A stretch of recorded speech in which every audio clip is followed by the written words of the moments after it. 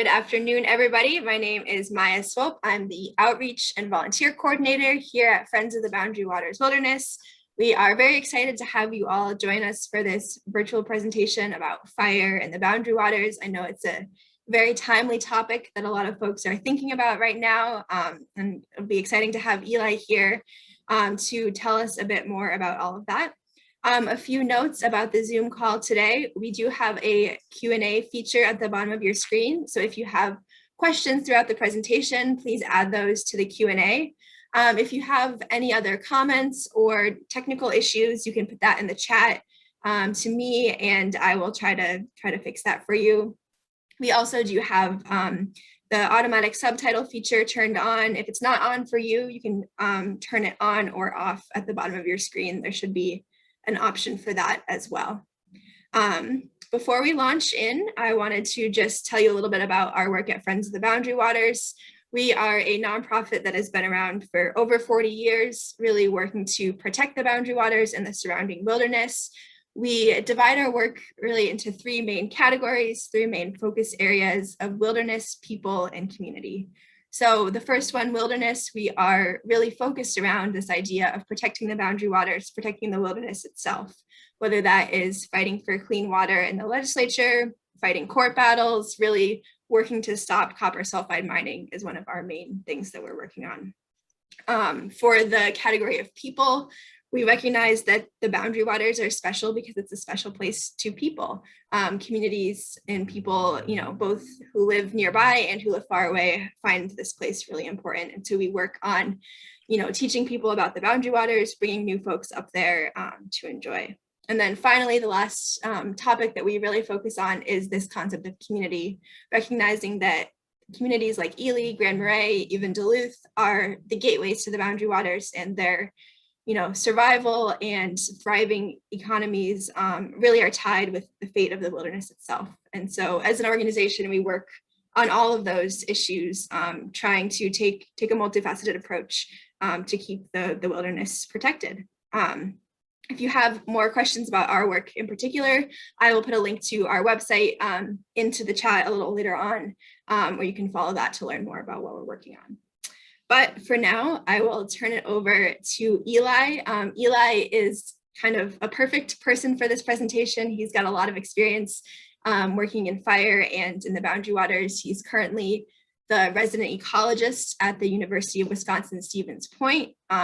He has a really extensive background in fire ecology and has direct experience working in forests and working as a firefighter for the DNR.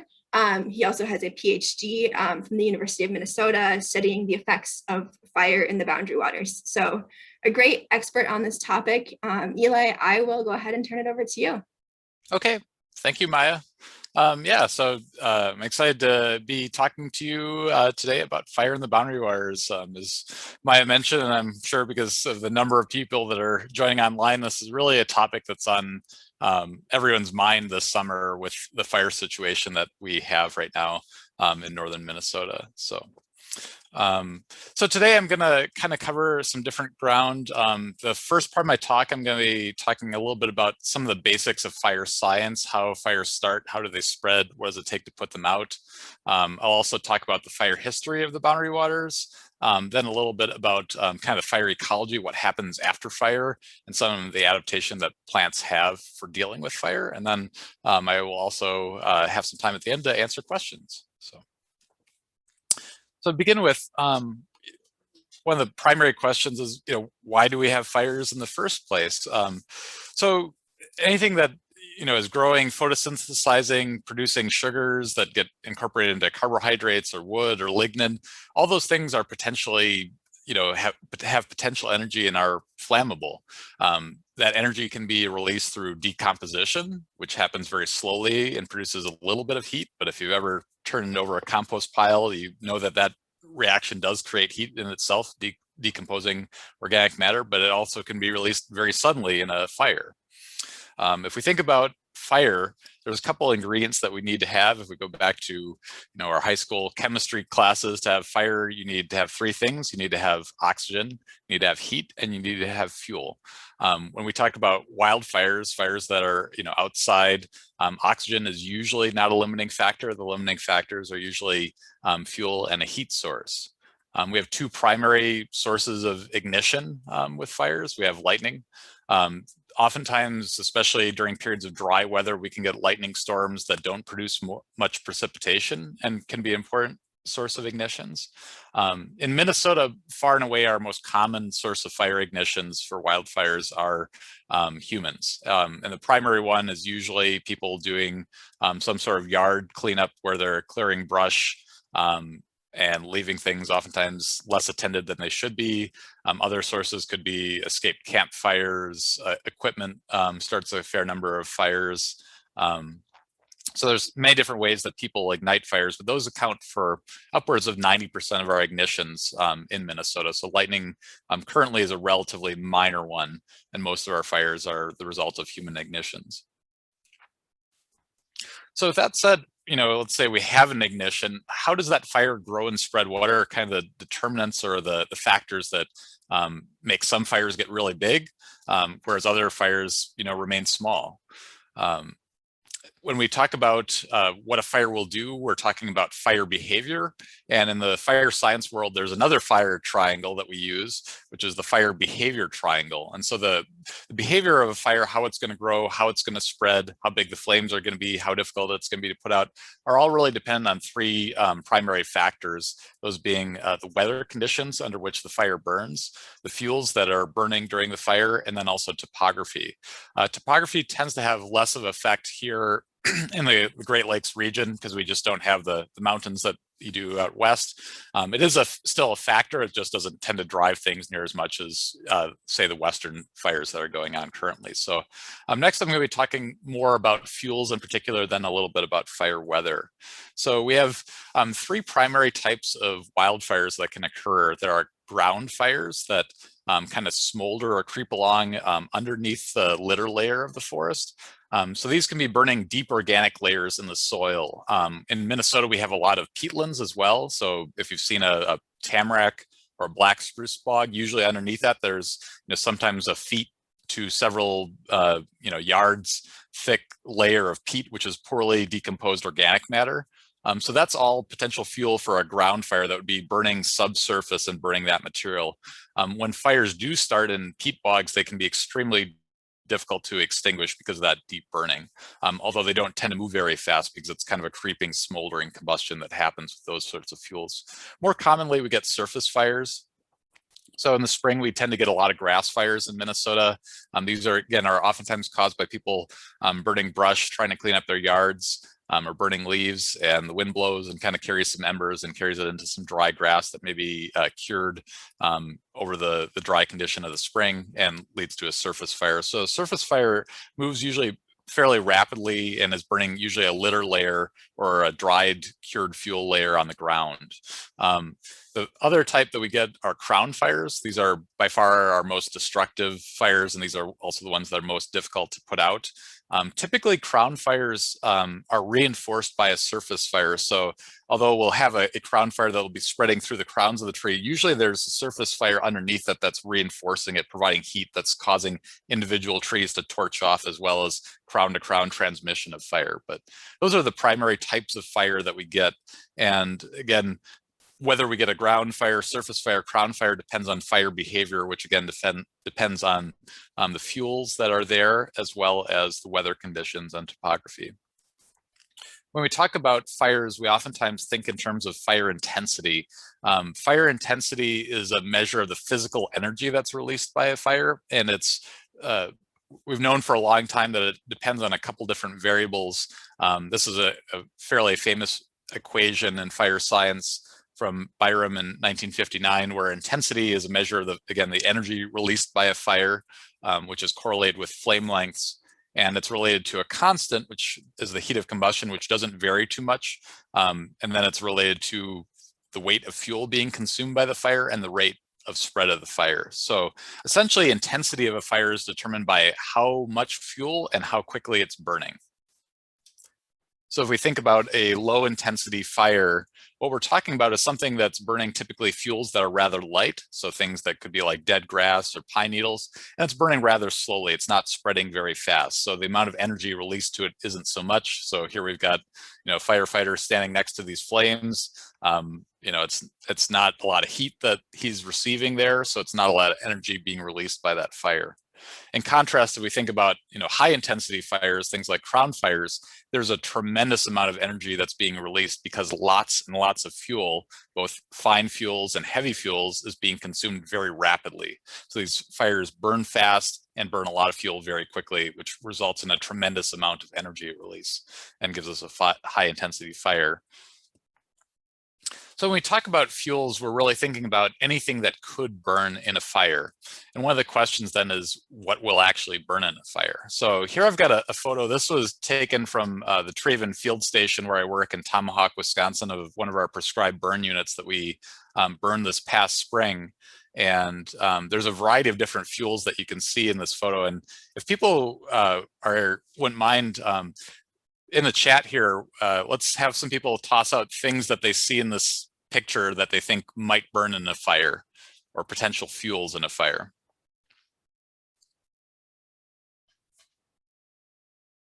So someone says the downed tree, pine needles, dead brush, needles, logs, grasses, shrubs, leaves.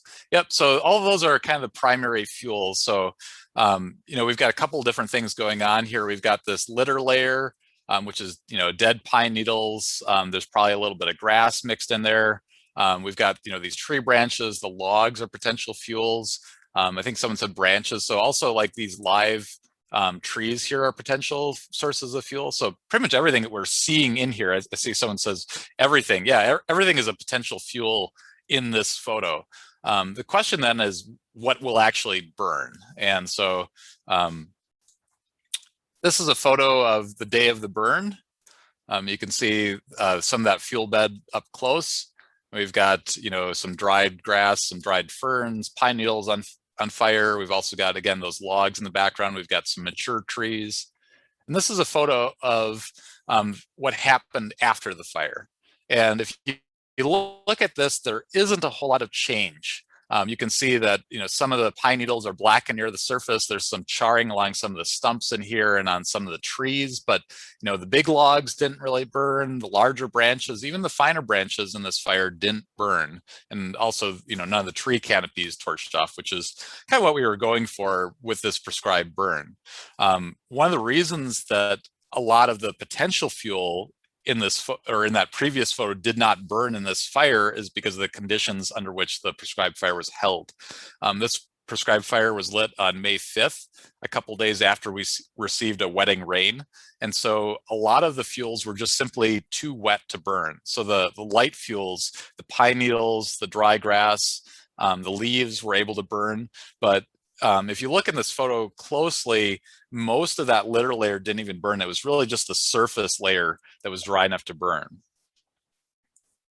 So looking at that previous pre-burn photo again, here's just some of those fuels. The interesting thing about fuels is that they take very different periods of time in order to dry. So again, the really light fuels, things like the dead pine needles and the leaves, these things can dry in a matter of hours. So if you get rain and you get, just a couple hours of dry weather, like it rains in the morning and then by 3 in the afternoon, it's 80 degrees and maybe the relative humidity is 20 or 30%, those fine fuels will be dry enough to hold a fire by then. The larger fuels, things like twigs, take a matter of hours to days to dry out. Small branches take a matter of days. Logs like this take a very long time to dry out, typically a matter of weeks to months. So one of the things is that it takes a very long period of dry weather or dry conditions or drought to really get these larger, heavier fuels to dry out enough to burn. If we think about the tree canopies, these also take kind of weeks of drought. Usually about 3 weeks without rain is enough to drop the foliar moisture enough to to the point that they can support fire. The other time that we tend to see this is oftentimes during the spring, especially with our conifers. What happens is the new buds are breaking and the needles are expanding and growing. And during that period, there's a lot of carbohydrates that get moved from the roots of the tree up to the needles to support that growth, and that drops the foliar moisture down, so then those live crowns become in play or able to be burned during the spring, usually during that needle expansion period. Also, the soil layer is a potential fuel source. I saw someone mentioning the duff. So again, that upper litter layer can dry out in a matter of days to weeks, whereas that deeper, the poorly decomposed litter, duff, or things like peat, can take weeks to months to dry. The flip side of this is that if we do get rain or do get more moisture, it's kind of the reverse process. Those light, fine fuels wet really quickly and are taken out of the kind of situation really quickly, but the heavier fuels take a lot longer to take up that moisture. And so that creates potential problems for firefighters dealing with fire. And that's kind of the situation that we're finding ourselves in now. This is a photo of the Delta Lake fire showing some of the blowdown fuels. This is mostly, I believe, trees that were knocked down by the 1999 windstorm. They're still down there. A lot of it is pine or conifer that tends to decompose very slowly. So those fuels remain there even 20 plus years after that event. And it's been extremely dry this summer. So those big heavy fuels are able to dry out enough that they can support fire. And unfortunately, 1 or 2 rainstorms is not enough to wet those fuels sufficiently to take them out of play. So that's part of what's going on right now in northern Minnesota, is just everything is dry. The fine fuels, the heavier fuels, all of it is dry. All of it is a potential fire source. And even if we do get some meaningful rain that takes away those light fuels temporarily, those heavier fuels are taking much, much longer to respond to that increase in moisture, and thus are likely to be in play for a very long period of time, even if our weather situation changes. So that's part of the reason that we're seeing, kind of these really high level responses for, the Delta Lake fire was 60 acres. It was not a big fire, but I think at its peak, there was 200 firefighters working on it, which kind of tells you, how concerned people are about the potential for that fire to spread and grow larger, but also just the difficulty of extinguishing it. Those larger fuels also, to, extinguish them once they start burning, takes an awful lot of water to do that. I think there's also something like 4 miles of hose that firefighters were using to help move water all around the perimeter of that fire when they were trying to contain it. So that's kind of part of what's contributing to the fire situation that we see now, is just everything is dry. The deep soil layers that take a long time to soak up moisture again are dry. The heavy fuels are dry. And so even even a little bit of rain isn't going to change that situation, unfortunately, anytime soon. So that's a discussion about fuels. Again, if we're thinking about fire behavior, what fire is going to do, the next things that we have to consider are weather and topography. And as I mentioned, topography tends to be less of a factor here in the Midwest, so I'm not going to really touch on that too much. But weather has a big effect.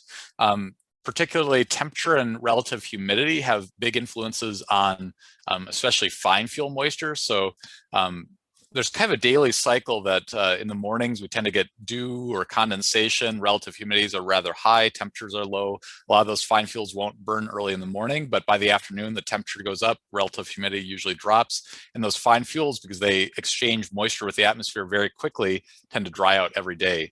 All things being equal, the lower the relative humidity and the higher the temperature, the more extreme fire behavior you're going to see. Precipitation obviously has a big influence, or the lack thereof. I mean, we're experiencing pretty severe drought across northern Minnesota currently, so that is a contributing factor. And then also wind speed and wind direction has a huge influence on where a fire is going to go once it's started. So this is a couple different schematics showing how flames move and spread. So the top one is basically a flame without any wind pushing on it. It will spread slowly in both directions. That flame is also applying radiant heat to fuel around it. And also convection is transferring heat to the surrounding fuels, but it won't move very fast. The second one, kind of middle one, is an example of a flame with a wind pushing out. So it kind of flattens out the flame like this. And what happens is that bent over flame is radiating the fuels ahead of it and also there's convection moving across that. And what that does is it tends to dry out those fuels and preheat them. So that allows the fire to spread much more quickly with wind direction. The other one down at the bottom there is an example of a flame running uphill. And that does almost the same thing as what wind does, is it brings that flame and the radiant heat closer to the fuel bed. And so it preheats those fuels and allows fire to spread faster in that direction. So these are just some examples of how fire might move under different wind speeds. And you can see that with higher winds, like in that lower right-hand corner, you get a much more elongated fire pattern. Fires that are moving against the wind typically will not move very fast. So a good example of this kind of thing is if we look at the fire progression map for the Ham Lake fire. So down here is where the fire actually started. These different colors represent how the fire moved over subsequent days of the fire. So initially the winds were blowing from the southeast and pushing it northeast here towards Seagull Lake. And then there was a wind shift that pushed it towards the east here. And so you can see what happened was, we had this really strong wind, really elongated fire shape here. Then a shift in wind caused that flank of the fire to become the head of the fire and allowed it to grow very fast and also get very large, because all that area that was formerly flank then became a head fire that was pushed by the wind. So that's an example of how wind speed can contribute to fire behavior. So with that said, what does it take to actually put out a fire?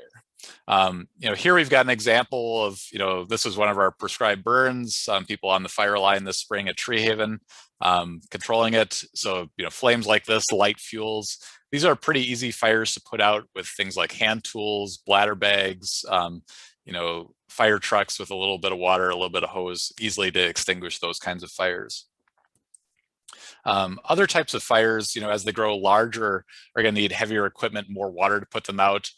So this is where you may see aircraft like CL-215s or helicopters with a bucket dipping water from lakes and trying to drop it on the fire. Usually what they're trying to do with that aircraft is douse the flames enough that a ground crew can get underneath it or close to it and start building containment line around it. So that's line that's been cleared of any fuel so it will not burn. So if we think back to that photo of the Delta Lake fire where you could see all the sawed logs where firefighters have gone through, that's an example of fire line.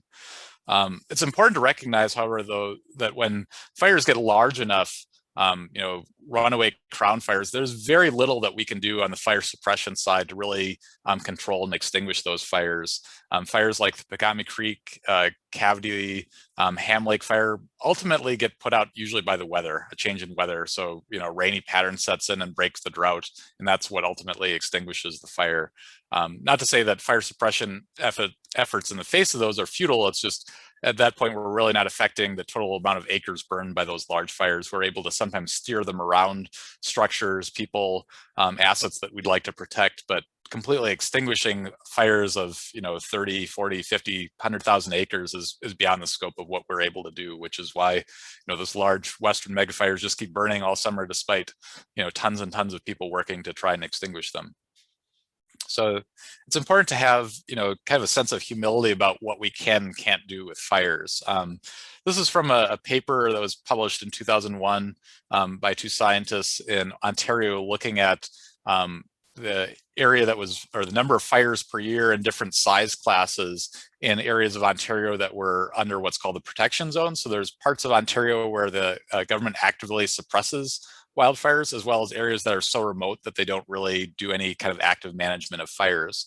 And what you can see from this graph is that the protected areas, there's a lot fewer fires. So especially these smaller sized fires in protected areas where they're doing fire suppression, they're able to actively suppress those fires and put them out. And so there's a lot fewer fires in those protected areas.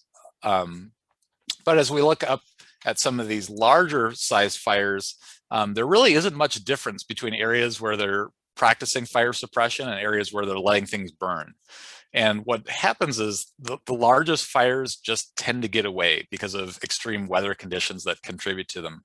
You can think of our largest fires as really like extreme weather events. And at that scale, there's very little that we can do to control them. So that's part of the philosophy that is adopted by most land management agencies, is to try and suppress those small fires to prevent them from getting large. But the reality is that large fires will get large despite some of those efforts. So we can't completely extinguish every fire all the time. And those few fires that do escape oftentimes escape under extreme burning conditions when they will grow very large in size. And when they get to those sizes, there's very little that we can do to actually stop the fire or completely extinguish it. So fire suppression, particularly in boreal forests like we have in the Boundary Waters and the Arrowhead of Minnesota, where we have lots of closed canopy conifer forests, you know, when those crown fires start in those type of fuels, there's just very little that we can do to stop them. I mean, the fires can jump across lakes. So that gives you the idea of the size that you would need of a fire break to prevent that fire from spreading.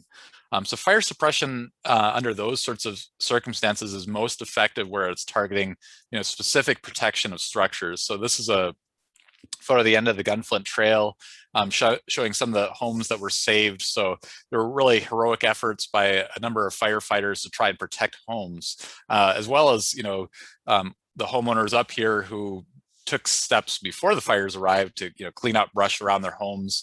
That's really important if you own property, you know, near the wilderness, on the wilderness edge in a fire-prone environment, to make sure that, you know, the space around your cabin is a space that is defensible, that firefighters could come and, you know, set up a sprinkler or a hose lay around it and not worry about their own safety trying to protect your property. So that's what we can do in kind of the face of mega fires or these really large fires. We're not probably going to be able to put them out. We need the weather to do that, the weather to change, but we can, you know, influence the path that they're going to go and hopefully shift them and protect some of the things that we care about around them. So now we're going to shift gears a little bit, and I'm going to talk a little bit about the fire history of the Boundary Waters. Most of what we know about the fire history of the Boundary Waters is from the work of one man, Mirren Bud Heinzelman, who is a U.S. Forest Service scientist and wilderness advocate who spent most of his career trying to understand the forests of the Boundary Waters, and published a phenomenal book, The Boundary Waters Wilderness Ecosystem, that if you're at all interested in anything I'm talking about here with fire history and ecology of the Boundary Waters, it's a fantastic book, and I would highly recommend that you pick it up. The Boundary Waters is somewhat unique in Minnesota. It's one of the largest areas that was never logged, and because of that, there's lots and lots of old pine trees that allowed Heinzelman to find past evidence of fire. So he was able to actually reconstruct fire histories across the wilderness using a combination of tree rings, survey notes from early public land surveyors, air photos, and fire scars that he found. He was able to create a fairly comprehensive fire history. So a fire scar is something like this. This is a photo I took at Itasca State Park, which is another area where there's old growth pine trees that have fire scars. So what can happen is as a fire moves through an area, the flames will kind of lick around and curl around the tree, and they'll oftentimes form an eddy on the backside of the fire where the flames will reside and last longer. And that heat on that backside of the tree will kill the cambium and form a scar. And what can happen is actually the tree can be burned many times and leave repeated scars along that tree. So that's some of the evidence that he used. The other primary means of evidence that he used to construct fire history was stand origins. So he cored trees and then counted growth rings there. And what he found is that in any particular area, most of the trees, especially most of the large pine trees, were all of the same age, which indicates that there was a single fire origin. So all those trees probably grew after a large disturbance event. Probably a fire was kind of the inference that he made. So this is, again, just kind of a photo showing how those fire scars get formed. So here's arrow showing the direction of fire spread. You can see on the back side of this tree that the flame length is a little bit taller and there's kind of an eddy of flame. And so that's an area that might cause scarring on that tree. Not every tree will get scarred by a fire. It's just kind of the quirks of how the fire moves through the stand, that some trees will get scarred, some won't. Sometimes there's no scar at all. Like the prescribed fires that we ran through Treehaven this spring didn't produce any scarring on any of the trees just because the fire intensities were so low. But So this is another just kind of photo to illustrate some of that example. This was a slab sample that he collected from Loch LaCroix. This was from a tree that was about 400-year-old red pine. And each one of these markers here illustrates a different scar. So these are different times when that tree has been burned over a very long period of history. And so using all these different lines of evidence, he was able to create a comprehensive fire history of the Boundary Waters, at least for the areas that weren't logged and where he had historical evidence of fire. So these are some examples of his hand-drawn maps, and he was able to produce fire records dating back to the 1600s, which is really impressive. And one of the things he found is that large fires were historically quite common throughout the Boundary Waters. This is a detailed map showing some of the stand origins that he documented around the Seagull-Saginaw Lake area. So you can see these different numbers. Those are where most of the trees in these areas originated. So you can see this swath along American Point on Saginaw Lake. A lot of the trees originated after an 1801 fire. Some of the islands here, we have a fire origin of 1854. If you look at Seagull Lake here, we've got Fishhook Island, 1864.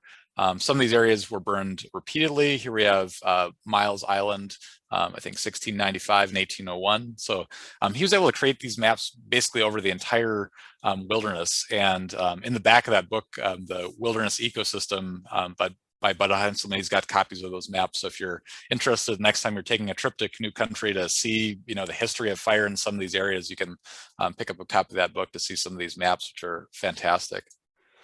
So I'm going to run through these next slides rather quickly, but here's just kind of a progression of some of these fires that he was able to document throughout the wilderness.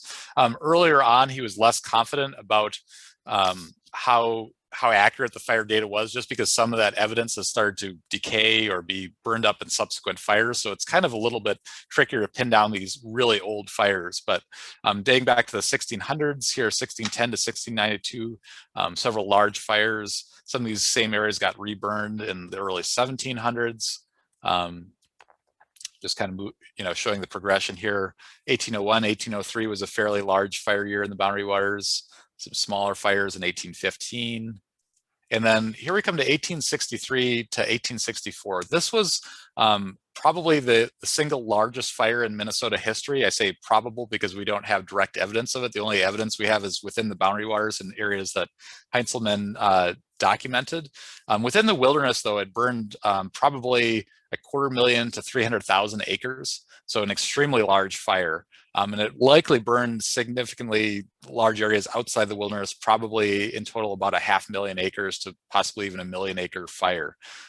It's hard to really separate out what burned in what year because both years the growth rings are really close together and kind of get obscured. But this was an exceptionally dry year. There isn't a lot of weather records in Minnesota dating back that far past, but in St. Paul, in one of those years, the early weather station recorded only 16 inches of rain a year.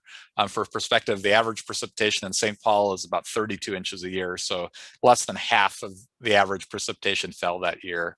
Right now, I think currently we're saying between 15 and 20 inches of rain per year in the Twin Cities. So, I mean, it's an exceptionally dry year in the Twin Cities right now.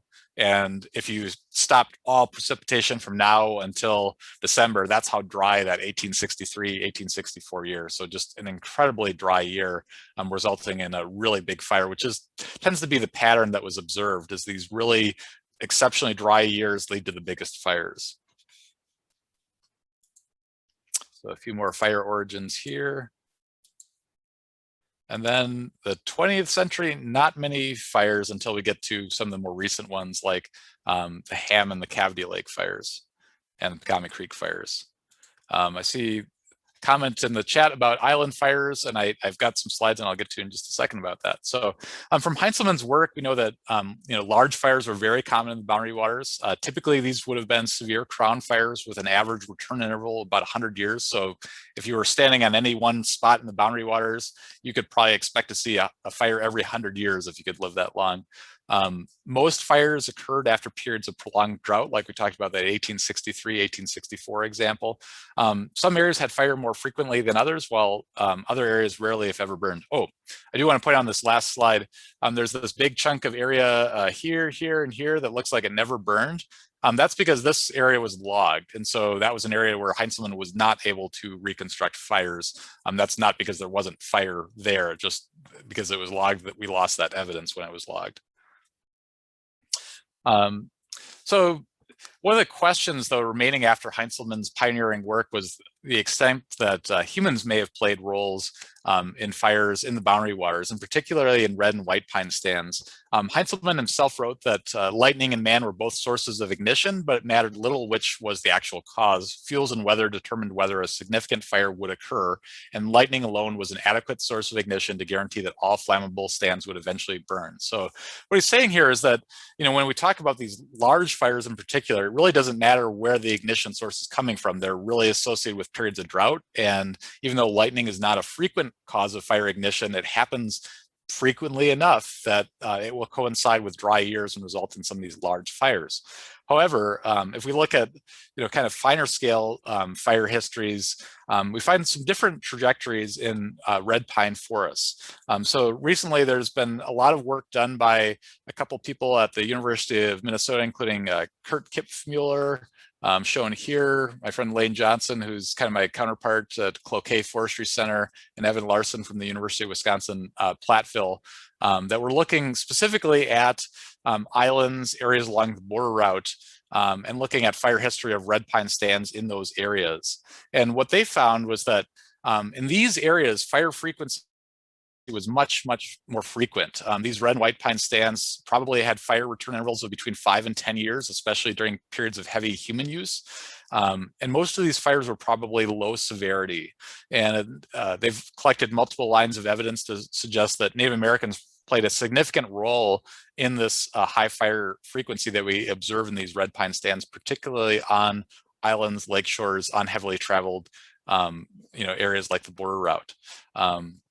There's a number of reasons that Native Americans would have been using fire, including to promote blueberries, to make open campsites that are easy to see from, easier to follow game from, but also to promote resin production. They would have actually harvested resin from red pine trees to use to repair birch bark canoes. And so there's actually peel scars on some of these islands where they visited, where you can still see tool marks where people have scraped away the bark of pine trees to gather resin from the trees and use it to repair canoes and stuff, and use it also as potentially a trade good. So some really interesting work that's coming out of this research group.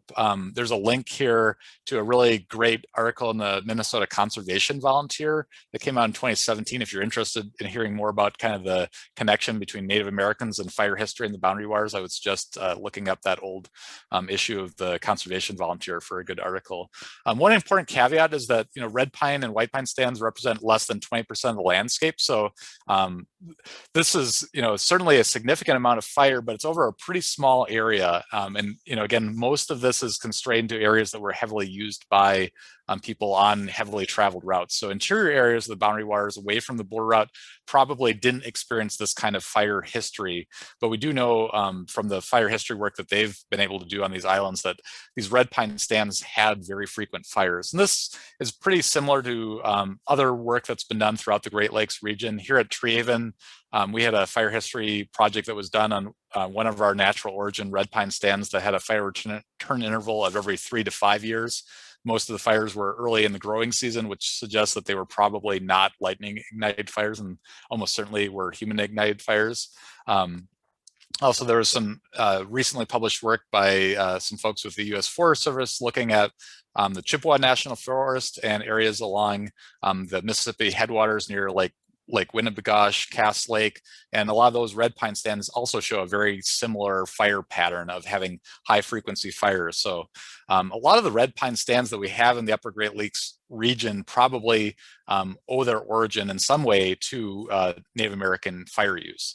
There's certainly sites that are dry enough where red pine and white pine would dominate without fire, but there's also a lot of sites that are kind of more mesic, a little bit on the moister end of the spectrum, where there's a lot of competition that would normally exclude red pine and white pine, but those pines are able to establish and exist there because of human fire use.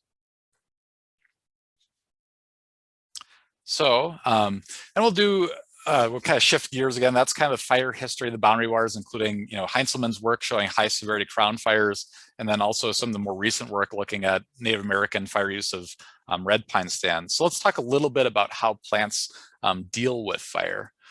So this is a photo I took after the Highway 1 fire in 2012. This was just a couple days after the fire.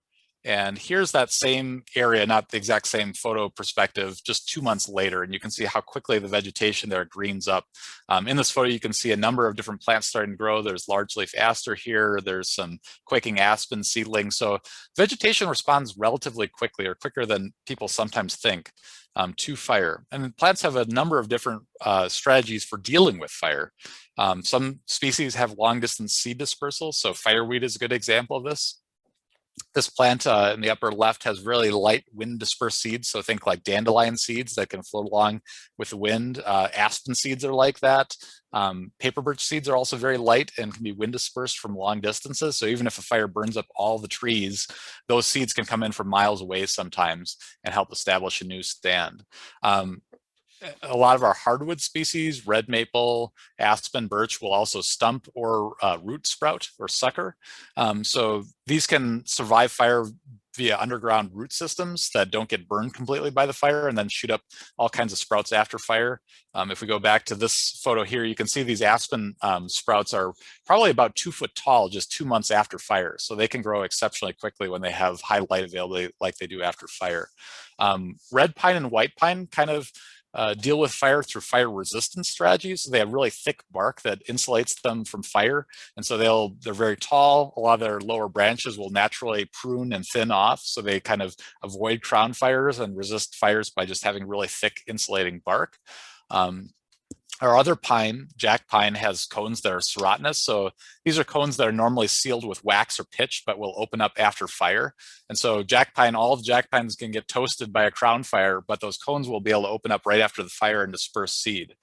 Other species, including some of our berries, raspberry, blueberry to a lesser extent, Bicknell's geranium, pale cordalis, have seed bank strategies. So these plants have seeds that have exceptionally tough seed coats that can survive buried in the soil layer for up to 100 years and then grow and respond after fire. So because of the frequency of fire in this environment, most of the plants there have to have some strategy for dealing with fire. Other plants like balsam fir and cedar that tend to be more fire sensitive typically survive on like island refuges or lakeshore refuges where they can avoid fire and then kind of creep back in and slowly infill those areas that burned over a long period of time. So if you see lots of those older conifers, cedars, lots of balsam fir, some of our spruces, white spruce in particular, those are usually some of our older forest areas that haven't had fire in a long time to allow those species to get established. So the next couple slides I'm going to run through just quickly. These are just showing some of my photos showing different stand ages after fire and how the vegetation looks. So this is a photo a couple of years after. I believe this one is the Cavity Lake fire. Here's another photo of the Cavity Lake fire. I think this one was taken on Miles Island, if anyone's been by there, showing a lot of birch regeneration. This is a photo of the Ham Lake fire showing a mix of birch and aspen regeneration. Here we've got a little bit older. This is 8 years after fire. That aspen is starting to get taller, but you can still see a lot of dead trees in this photo. Here's a photo up by the Saginaw corridor area showing some jack pine 10 years after fire. It's doing quite well there. Here's a photo close up. So that's like dropped down into that little gulch there amongst all the jack pine. You can see this really thick growth of jack pine. As we get to about like 30 years after fire, things start to resemble more of the forest that we're used to seeing. Here's another photo of that same stand 35 years after fire. We've got some mature trees probably getting up towards 40 foot tall. As we get to about 80 years after fire, we start getting the vegetation that represents a lot more of the boundary waters that people are usually more familiar with. So here we've got, a the jack pine in the foreground, but we've also got some spruce, we've got some birch reestablishing. So about this time, we start to get small wind throw gaps or insect mortality of some of that initial cohort of trees that establishes after fire. And so we start getting some of those shade tolerant species start ascending and becoming part of the canopy. Oftentimes they can establish right after fire, but they will also creep back into those stands after prolonged periods without fire. This is a photo showing 100 years after fire. We've got, probably initial cohort of white pine that established after the fire. Some of that has died over time. And we've got this understory here showing cedar and balsam fir. Here's a photo 150 years after fire. I think this one was taken on Clearwater Lake.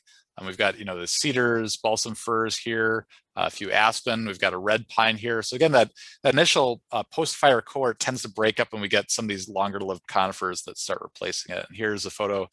This one is taken from Rose Lake of a stand that's 250 years since a major fire going through here. And again, we can see some of these kind of super canopy white pines, but then a lot of spruce and fir kind of in that understory matrix, and also paper birch tends to come back into these stands over time. So that's kind of the general progression of how vegetation recovers after fire in the Boundary Waters. So to sum up, if fires depend on a couple different factors, they need ignitions, they need fuels, and they need weather that's conducive to their growth and spread. Light fuels tend to burn fast and hot and quickly. Heavy fuels tend to burn more slowly and dry slowly, but they can be difficult to put out because they take so long to absorb moisture again. So that's kind of some of the fire situation that we're dealing with currently in northern Minnesota. Those heavier fuels have finally dried out. Wildfires were historically common throughout the Boundary Waters and the boreal forest more broadly. Typically, these would have been crown fires occurring on about 100-year rotations. Within red and white pine stands, those burn more frequently as every 5 to 10 years on average, probably about every 20 years or a little bit less than that.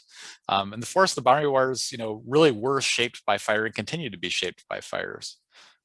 So, to zoom back out for a second, if we think, again about the fire situation that we're dealing with currently, I know a lot of people are anxious about trips that they have planned and what should they do and worrying about that. It's important to remember the historic context of fire in this area. I mean, all the forests that we most of the forests that we look at today owe their origin to past fires that have occurred in the Boundary Waters. So as inconvenient and disappointing as it may be to have to cancel a trip or relocate from a favorite entry point, keeping the broad perspective that fire is a natural part of these ecosystems and is an important factor shaping them is important to think about and consider during this time.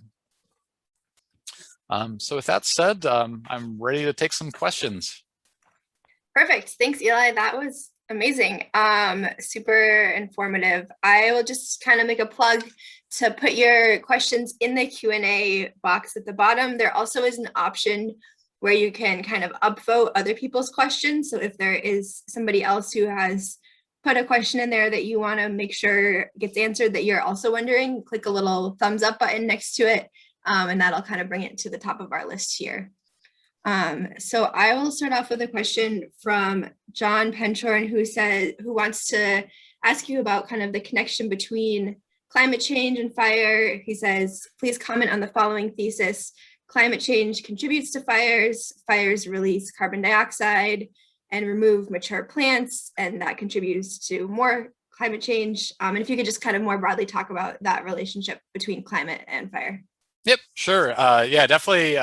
Climate change is having a big impact on fires. I would say so far we're seeing more direct evidence of that with the Western fire situation that we're dealing with, where we're having these huge unprecedented mega fires. I don't know that currently we're seeing a huge increase in fires because of climate change in the lake states. But it certainly is a factor. All things being equal, having a longer growing season is going to give you a longer fire season.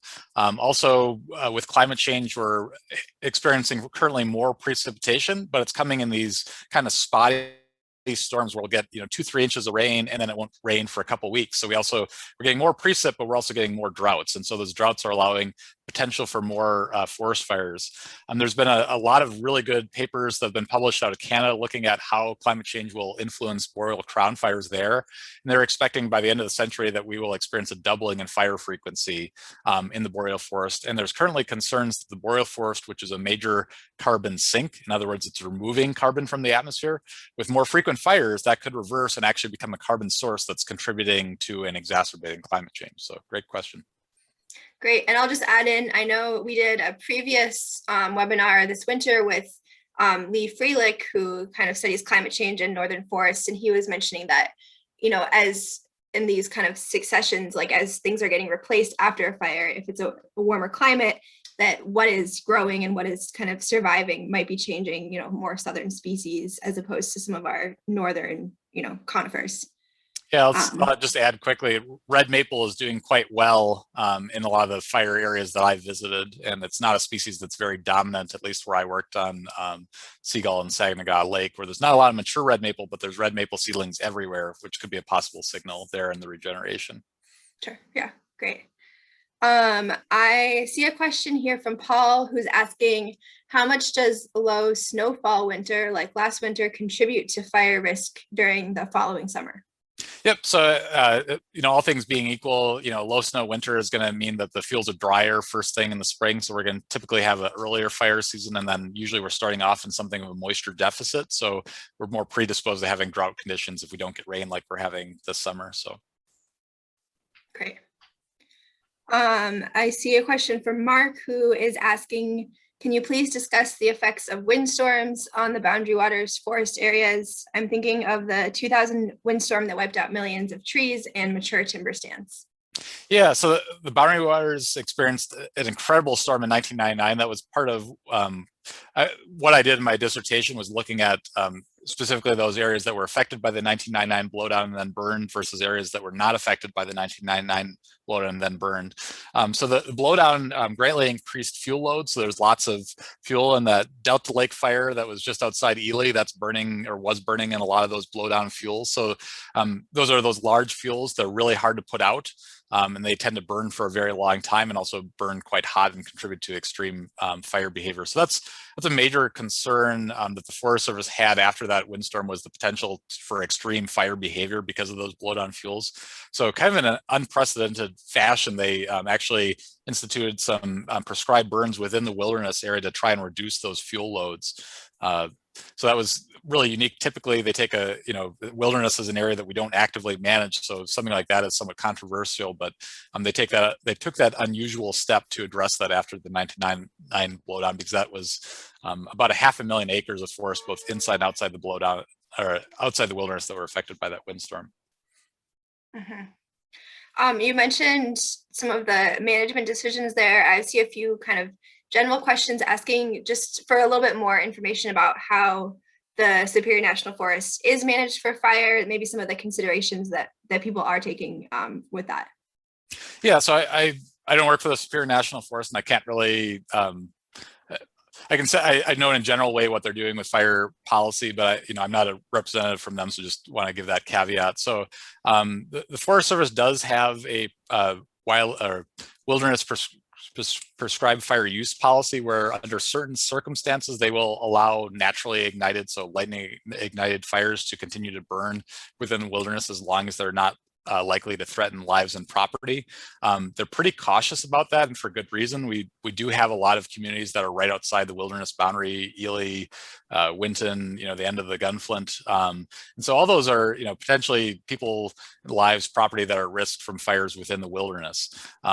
Quetico is following that currently on their side of the border with the fires there. They're burning in areas that aren't really currently threatening anyone's home or anyone's life. So that's why they're allowing those fires to burn, which I'll just say my personal opinion is that's a good thing, given the history of fire in the boreal forest. It's a natural process that I think that to the extent possible, we should allow to continue to happen. But the reality is that, I like to say that fires aren't really the problem. It's people being in the way of fire that's the problem. And so, everyone wants to live close to the wilderness and have a cabin up north. And, also those people don't want to see their cabins get burned up by fire. So that kind of forces the hand of land managers and what they do with fire suppression. So they're hitting things pretty hard currently on the Superior National Forest. Any starts they're actively suppressing because of, as I talked about, how dry the fuels are. So anything that starts right now has the potential to get really big. This is the type of year where we could see, another Pagami Creek fire start at any time because of how dry those fuels are. It really is just a matter of that one fire on that one day with the wind blowing the right direction, and that could grow to a size where we're not going to be able to really put it out. And at that point, again, we're just kind of steering it and hopefully protecting, cabins and other things that are in the way around the wilderness. Kind of like a follow-up to that, I see that Ken is asking if the fire is headed towards your property, would it be better to wet the area around the property or wet the structure itself? Or if you kind of just have more general tips for people that are living in these susceptible areas to protect themselves and maybe their cabin or their home. Yep. So I'll just direct you to the FireWise program. The Minnesota DNR, Superior National Forest, other agencies have lots of good tips on how to make your dwelling, your structure up there more defensible. So it's really important that you take those steps to make sure that a firefighter is not going to be able to save your home if there's balsam fir growing 4 inches outside your windows and there's pine needles falling on top of your roof.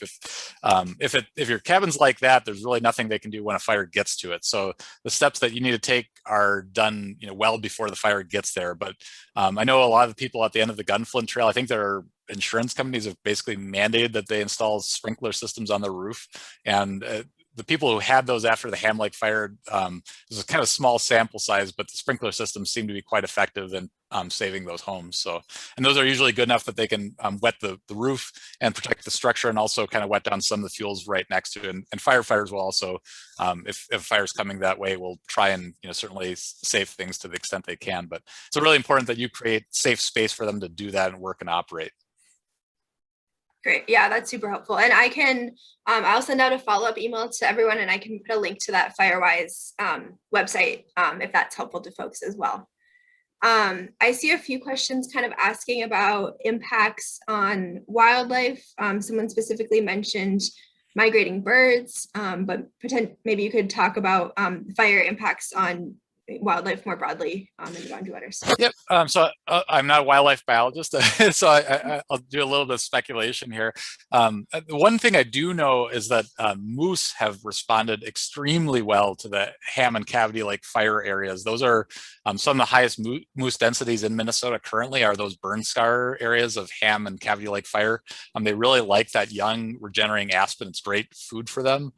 So although moose are declining across Minnesota, those larger disturbed areas are really key to their continued survival. So I know outside the wilderness, the Superior National Forest is doing other things to try and emulate that habitat. So larger scale clear cuts or clear cuts with prescribed burning to create that young forest habitat that moose need. They also will use older forest habitats. I'm not saying that we should clear cut everything or turn everything into young forest, but that young forest can be particularly important for them. Ruffed grouse also will use that younger aspen and birch stands in particular. Other species, I know there's a lot of migrating songbirds, and there's really depends on what species you're talking about. Things like black burning warblers tend to prefer older forest habitats with closed conifer forests. Other ones, including like chestnut-sided warblers, tend to like more open forests. So you really kind of need that mosaic of different stand ages out there in different conditions. But yeah, the animals have are used to fire in the same way that plants are. They've had to survive in that ecosystem for a long time with fire. So they all have some way or another of dealing with fire. Great. Well, I see that we are kind of getting towards the end of our hour here. I will, just to answer some people's questions, we are recording this session, and I will send out a link to it either later on this week or else early next week to everyone that registered. It'll also be up on our YouTube page and our Friends of the Boundary Waters website later this week. So if you want to see it again or want to forward it to somebody else, feel free to look for it there. I will end with the last question that's on the top of my list here is just a comment that says, excellent presentation with lots of exclamation points. And I will just echo that. I think this was really helpful and really timely. So yeah, I really appreciate you being here to explain this to us and give us some of the historical context as well. For anyone that has more questions, I know we didn't get to all of them. feel free to reach out to me if you have follow-ups, and I can try to either answer those or pass them along to Eli. Thank you all for attending. I hope that you found this useful and enjoyed it. Thanks again, Eli. This was wonderful. Yeah, thank you all for attending. I'm glad I was able to share some of my knowledge about fire with you. And yeah, if you have other questions, you could forward them on to Maya, who can pass them on to me, and I can try and answer them. So thank you. Great, sounds good. Thanks, everybody.